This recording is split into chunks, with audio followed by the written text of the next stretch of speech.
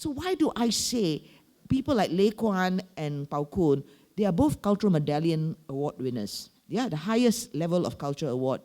Why you talk about them as castrated? Why do I say that there was a search for Big Bird? No, Big Bird mean penis lah. Correct or not? Why you got castrated Admiral? I mean, he was castrated lah before by the Ming dynasty. And why was this hermit castrated?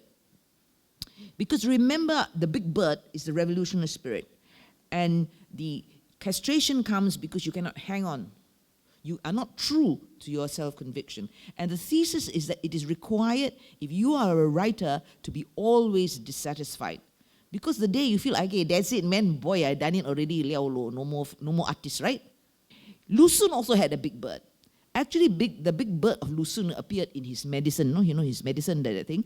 At the end of the story, the mother of the little boy who ate the steam bun soaked in blood, who was dying of tuberculosis and died, even he ate the blood, the freshly shed blood of a man, of a human being. That was the cure, right? That's the traditional cure. He died. And the mother of the guy who was executed. These two old women are at the cemetery making offerings for their sons. They see a black bird come and stand, it's a crow, standing on a branch.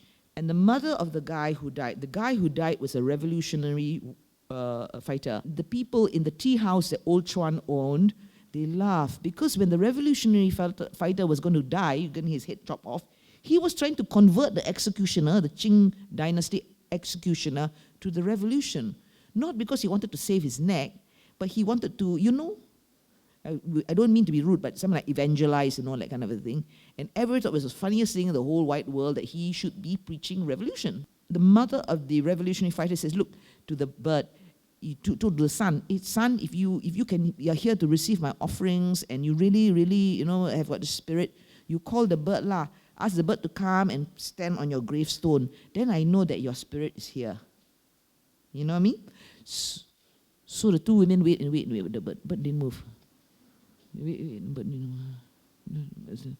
so finally the two old women give up, they turn away and they walk. And as they walk away, they hear the bird call, and then they turn and they see the bird fly away. So what does that tell us?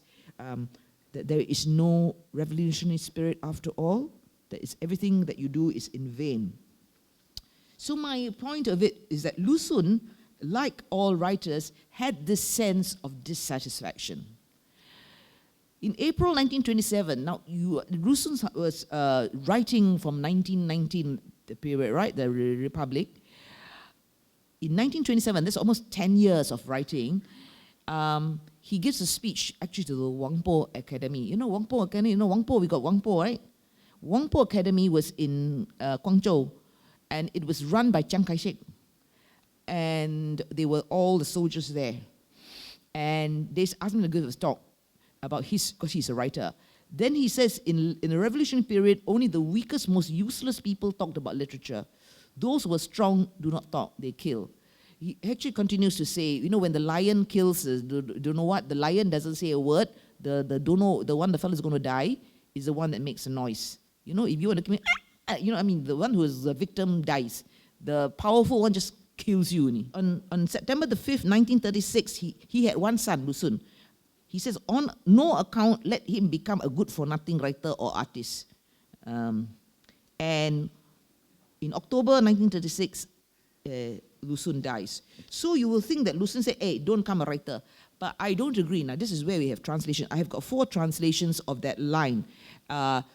Don't let him become a good-for-nothing writer. The other 3 translations works roughly on the basis of don't allow him to become an armchair writer. That means if he wants to write revolution, he very well do revolution. Don't go and just sit down and pontificate on revolution and then hide in the, you know, behind your chair or something like that. So this is the dilemma that Lu Xun felt. You know, he wrote, and then the fellow's going to murder the revolution. I mean, your one is communist, one is nationalist. So my son not right lah. You know, meaning that is a dilemma. And Pao Kun also had his own dilemma. This was the latest production of the Admiral Eunuch, the Chinese yearning for the land. All that. Yeah, that's really true. Yeah, and Pao Kun wrote about cultural orphans because the admiral is a eunuch. You know that, eunuch? Huh? So eunuch, he cannot have babies, right? Correct or not? So he comes here, then all of us are cultural orphans, Yeah, because we're supposed to be actually descendants of the people who were with good old Admiral Cheng Ho. So if you're castrated, you cannot have anak.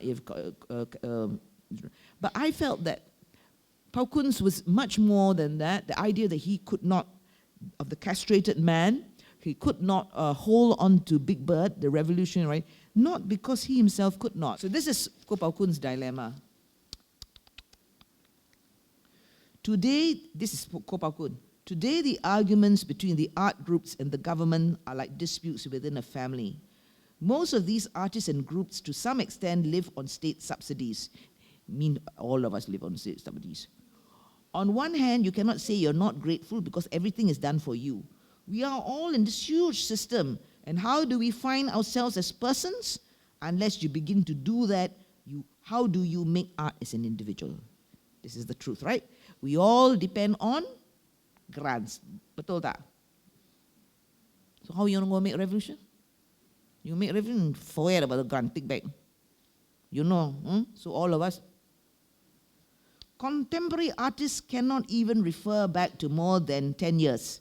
How much further do they look into the future? They do something and they go away. This is why sometimes things happen and I want to ask, who are you? And where are you coming from? What is your stake in this action? You may be very hot today, but tomorrow I don't see you anymore. How can I work with you? Do you stake your interest in your action? 2 weeks later, I don't see this person anymore. I think that is, to me, the essence of my dilemma. How does one create a sense of self in this huge system? When you talk about the whole capitalist system, I simply don't know how to deal with it. Does anybody know how to deal with it? I just can't deal with the government in any way. I don't have the strength or energy because I haven't done my own work. Very powerful now. I just respond to what they do to me. So this is how I feel. The eagle's there. Can you grasp the eagle and can you hold on?